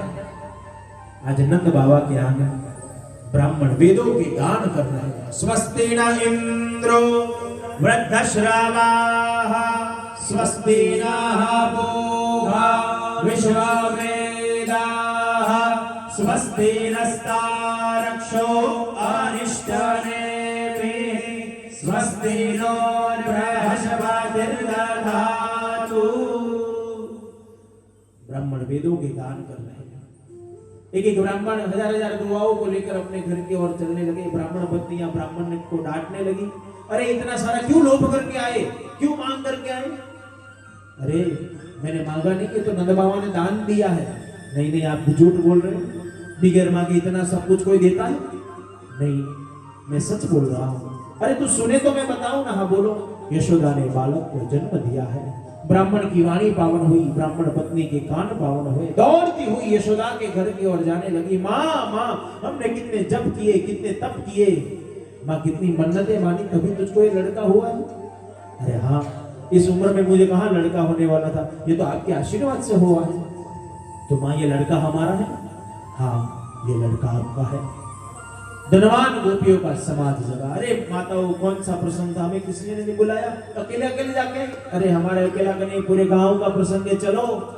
यशोदा ने बालक को जन्म दिया। धनवान गोपी हाथ में वस्त्र पात्र लेकर, सोने चांदी के अलंकार लेकर यशोदा के घर की ओर जा रही है। तब एक गोपी ने कहा, अरे ऐसे जाएंगे तो पूरे गांव को कैसे मालूम पड़ेगा? हमारे घर जब प्रसंग था तो यशोदा अकेली अकेली मंगल गीत गाती थी। आज इतने सालों बाद यशोदा के घर पे ये प्रसंग आया है, तो हम ऐसे नहीं जाएंगे, चलो मंगल गीत गाए। सुखदेव जी वर्णन कर रहे, परीक्षित धनवान गोपी का समाज मंगलमय गीत गाती गाती सागर केरा करा पड़ा, साहेली रे सागर केरा करा पड़ा, साहेली रे वर्षा में जल झीलवा, साहेली रे दुखड़े वर्षा में गजमनागी जल झीलवा, साहेली रे। मध्यवर्ग की गोपियों का समाज जुड़ा। अरे माताएं, अकेले अकेले जाके हमें कुछ नहीं बताया? अरे हमारे अकेला का नहीं, पूरे गांव का प्रसंग है, चलो। नंद के घेर भोर भयो आनंद भयो। मध्यम वर्ग की गोपी ने सोचा, हमारा धन क्या है? ये कपड़े, ये वस्त्र, ये पात्र हमारा धन है। सुखदेव जी वर्णन कर रहे, परीक्षित मध्यम वर्ग की गोपी वस्त्र लिए, पात्र लिए, भक्तिमय गीत गाती गाती मारे घेर पुरुषोत्तम पधार्या रे, मारे घेर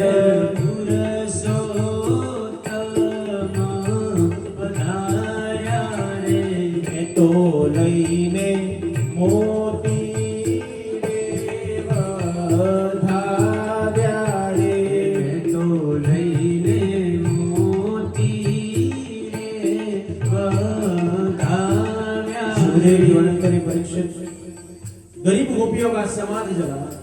अरे माताएं, कौन सा प्रसंग था, हमको किसी ने नहीं बुलाया? अरे पूरे गांव का प्रसंग है। यशोदा ने बालक को जन्म दिया। मध्यम वर्ग की गोपी मक्खन, दूध, दही के माखन मटके अपने सिर पर रखती हुई दौड़ती हुई यशोदा के घर की ओर प्रयाण करती है। एक एक गोपी यशोदा को भेंट दे, यशोदा सामने गोपी को भेंट दे। आज गोपी की एक एक इंद्रिय धन्य होने लगी। आंख कहने लगी मैं श्रेष्ठ हूँ, पैर कहने लगा मैं श्रेष्ठ हूँ, हाथ कहने लगा मैं श्रेष्ठ हूँ, कान कहने लगा मैं श्रेष्ठ हूँ। तो हृदय ने बताया आप सभी में से सर्वश्रेष्ठ कोई है तो मैं हूं, जिसने भगवान श्री कृष्ण को अपने हृदय में जकड़ के रख लिया है। सुखदेव जी वर्णन करे, परीक्षित आकाश में देवताओं मुंडुकियों के गान कर रहे हैं, गोपियां मंगल गीतों के गान कर रही है, ब्राह्मण वेदों के गान कर रहे हैं। पूर्णानंद की मासी दौड़ कर आई, अरे नंद बाबा कहाँ है? अरे वो तो ब्राह्मणों को दान दे रहे, जाओ लेकर आओ। नंद बाबा को उठा कर लेके आए, चौकी पर बिठाया। आज पीले दही दूध माखन किया है, क्योंकि पीला रंग वो प्रेम का प्रतीक है। 5,500 साल पहले से ही भगवान श्री कृष्ण ने ये वैलेंटाइन डे मनाया है। हम सब तो ये अंग्रेज हम सबको सिखा कर गए, तब से वैलेंटाइन डे मना रहे हैं, लेकिन ये 5,500 साल पहले भगवान श्री कृष्ण ने ये वैलेंटाइन डे मनाया है। पीले वस्त्र पहने, पीले पीतांबर पहने, पीले दही दूध माखन किए, क्योंकि पीला रंग वो प्रेम का प्रतीक है। सुखदेव जी वर्णन कर रहे, परीक्षित नंद बाबा को चौकी पर बिठाया, दही दूध माखन नंद बाबा के ऊपर डाल रहे हैं। नंद बाबा ने कहा ये सब क्या कर रहे हो, मेरे कपड़े बिगड़ जाएंगे। पूर्णानंद की मासी ने कहा नहीं बाबा, आज तो कुछ नहीं सुनेंगे, आपका कुछ बोलना नहीं है, आज तो आनंद का दिन है बाबा, नाचो नाचो। नंद बाबा ने कहा मुझे नाचना वाचना नहीं आता। अरे भले नहीं आता, जैसा आए वैसे ढूंढ के लगाओ। सुखदेव जी वर्णन करे, परीक्षित नंद बाबा के आंगन ब्राह्मण वेदों के गान कर रहे हैं, आकाश में देवताओं दुंदुभ के गान कर रहे हैं, गोपियां मंगल गीतों के गान कर रही है। और आज नंद बाबा के आंगन चौथा गान नाम घोष का गान हो रहा है, क्योंकि नंद बाबा के आंगन कोई ऐसा सामान्य बालक नहीं आया है। त्रिभुवन का नाथ, त्रिलोक नियंता, जगत नियंता परमात्मा आज नंद बाबा के आंगन बालक के रूप में खेल रहा है। आज चौथा गान नाम घोष का गान। आज नंद राय के आनंद भयो एरी है भैया हो। आज नंद राय के आनंद भयो नाचत गोपी रत फूल हार, नाचत गोपी रत फूल हार, नाचत गोपी करत फूल हार, नाचत गोपी करत फूल हार। मंगल चार भयो तेरी है भैया हो। आज नंद राय के आनंद भयो तेरी है भैया हो। आज नंद राय के आनंद भयो नाचत गोपी करत फूल हार, नाचत गोपी करत फूल हार, नाचत गोपी करत फूल हार, नाचत गोपी करत फूल हार। मंगल चार भयो तेरी है भैया हो। आज नंद राय के आनंद भयो।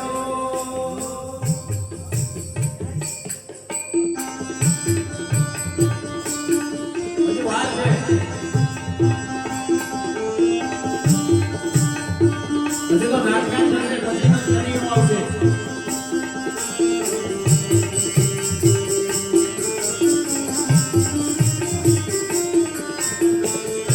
ये बाजे बाजे रे बधाई मैया तेरे अंगने में बाजे बाजे रे बधाई चलो तेरे अंगने चलो बाजे बाजे रे बधाई मैया तेरे अंगने में बाजे बाजे रे बधाई चलो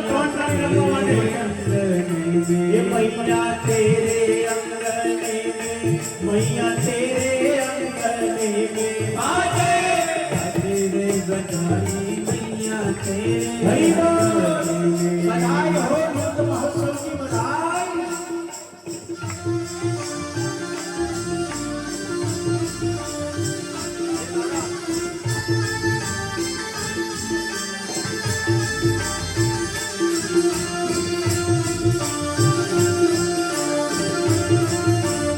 बधाई हो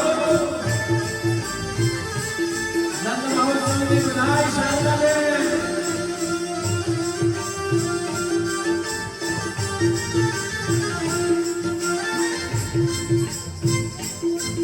अरे ब्राह्मण अपने वेद पढ़ते हैं ब्राह्मण अपने वेद पढ़ते हैं अरे ब्राह्मण अपने वेद पढ़ते हैं ब्राह्मण अपने वेद पढ़ते हैं बाबा जो दान करते हैं बाबा जो दान करते हैं बाबा जो दान करते हैं बाबा जो दान करते हैं बाबा पछोरा मान मान सब आमद मंदिर में आजे आजे रे बधाई मैया तेरे अंगने में मैया तेरे अंगने में मैया तेरे अंगने में आजे आजे रे बधाई मैया तेरे बधाई हो महोत्सव की बधाई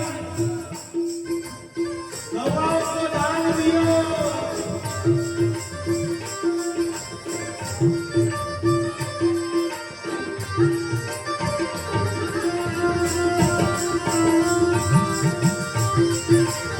गवाओं के दान भयो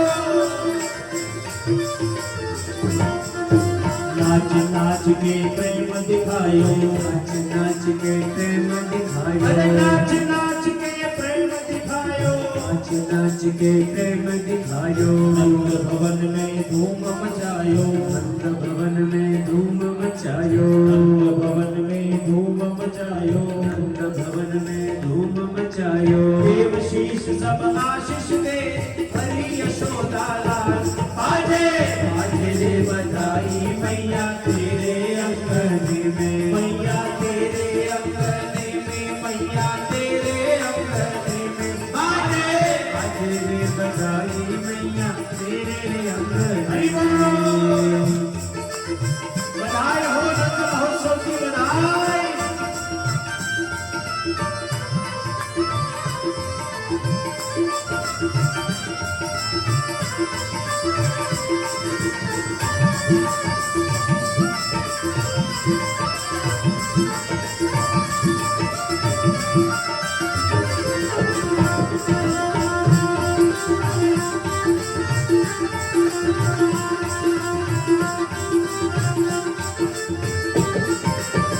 बड़ो बड़ो खोला लो जायो बड़ो बड़ो खोला लो जायो बड़ो खोला लो जायो बड़ो बड़ो खोला लो जायो श्याम रंग सबके मन भायो श्याम रंग सबसे मन भायो श्याम रंग सबके मन भायो श्याम रंग सबसे मन भायो ब्रजवासिन को मन भुल आयो हरि यशोदा लाल बाजे बाजे रे बधाई मैया तेरे अंगने में मैया तेरे अंगने में मैया तेरे अंगने में बाजे बाजे रे बधाई मैया तेरे अंगने में बाजे बाजे रे बधाई मैया तेरे अंगने में बाजे बाजे रे बधाई मैया तेरे अंगने में बाजे बाजे रे बधाई मैया तेरे अंगने में बाजे बाजे रे बधाई मैया तेरे अंगने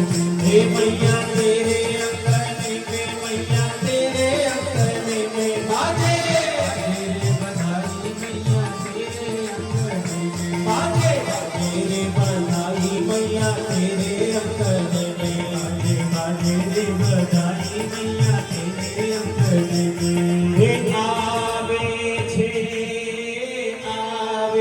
છે મારો વાલો ગોકુળમાં આવે છે આવે કન્યાને લાવો કન્યાને છે મારો વાલો ગોકુળમાં આવે છે આવે છે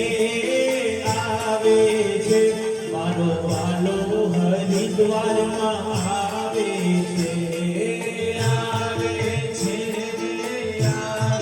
છે મારો વાલો હરિદ્વારમાં આવે છે જલખાનામાં જન્મ રે લઈને જલખાનામાં જન્મ રે લઈને જલખાનામાં જન્મ રે લઈને જલખાનામાં જન્મ રે એ લઈને તો સીધો હરિદ્વારમાં આવે છે મારો વાલો ગોકુળમાં આવે છે આવે છે મારો વાલો હરિદ્વારમાં આવે છે જોવા દે કૃષ્ણ તારા તે મુખડા જોવા દે કૃષ્ણ તારા તે મુખડા જોવા એ દે ગાવા દે કૃષ્ણ તારા તે ધૂળલા ગાવા દે કૃષ્ણ તારા તે ગુણલા ગાવા રે ગેલી પરી જેમ ગોપી ગોકુળમાં પડે જેમ ગોપી ગોકુળમાં ગેલી પરી જેમ ગોપી ગોકુળમાં પડે જેમ ગોપી ગોકુળમાં એ ગોપીઓના રાસ મને રમવા દે કૃષ્ણ તારા તે ગુણલા ગાવા દે કૃષ્ણ તારા તે ગુણલા ગાવા રે જોવા દે કૃષ્ણ તારા તે મુખડા જોવા દે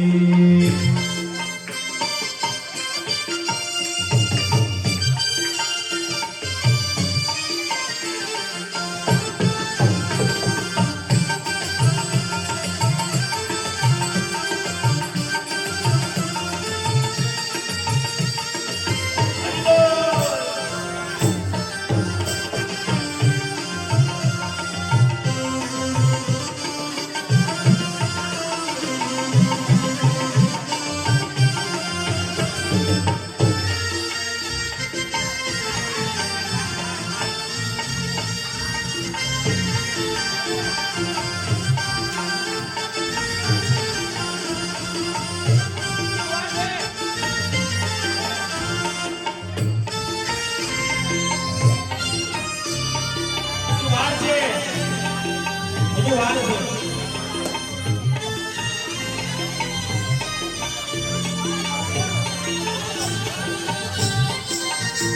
એ ગાવા દે કૃષ્ણ તારા તે ગુણના ગાવા દે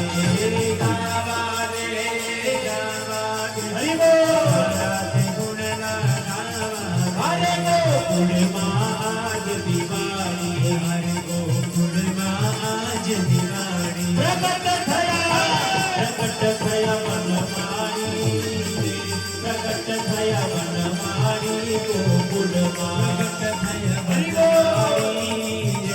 પ્રગટ થયા વનમાળી થયા વનમાળી પ્રગટ થયા વનમાળી ગોકુળમાં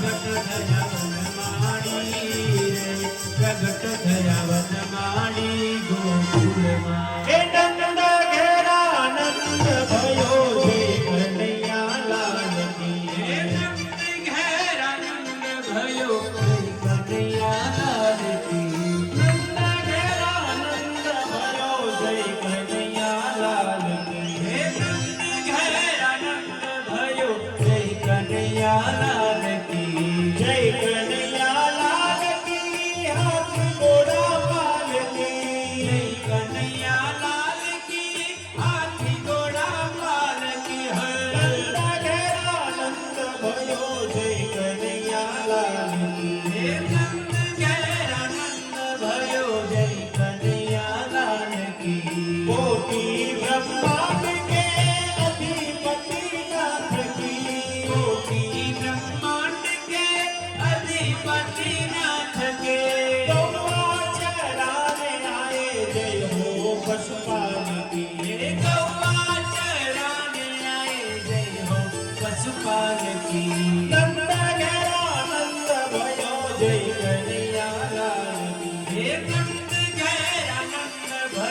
जय कन्हैया लाल की એ નંદા ઘેરા નંદા ભયો જય કનૈયા લાલ કી એ નંદા ઘેરા નંદા ભયો જય કનૈયા લાલ કી નંદા ભયો જય કનૈયા લાલ કી નંદા ઘેરા નંદા ભયો જય કનૈયા લાલ કી હાથી ઘોડા લાલ કી જય કનૈયા લાલ કી ઓ ભયો જય કનૈયા લાલ કી એ લાડો ભયો લાડો જય કનૈયા લાલ કી એ અમારો કે નાથ ભયો જય હો નંદલાલ કી અમારો કે નાથ ભયો જય હો નંદલાલ કી નંદા ઘેરા નંદા ભયો જય કનૈયા લાલ કી નંદા ઘેરા નંદા ભયો જય કનૈયા લાલ કી એ હાથી ઘોડા પાલ કી જય કનૈયા લાલ કી હાથી ઘોડા પાલ કી જય કનૈયા લાલ કી નંદા ઘેરા નંદા ભયો જય હો નંદલાલ કી જય હો નંદલાલ કી જય હો નંદલાલ કી નંદા ઘેરા નંદા ભયો જય કનૈયા લાલ કી હાથી ઘોડા પાલ કી જય કનૈયા લાલ કી હાથી ઘોડા પાલ કી જય હો નંદલાલ કી નંદા ઘેરા નંદા ભયો જય કનૈયા લાલ કી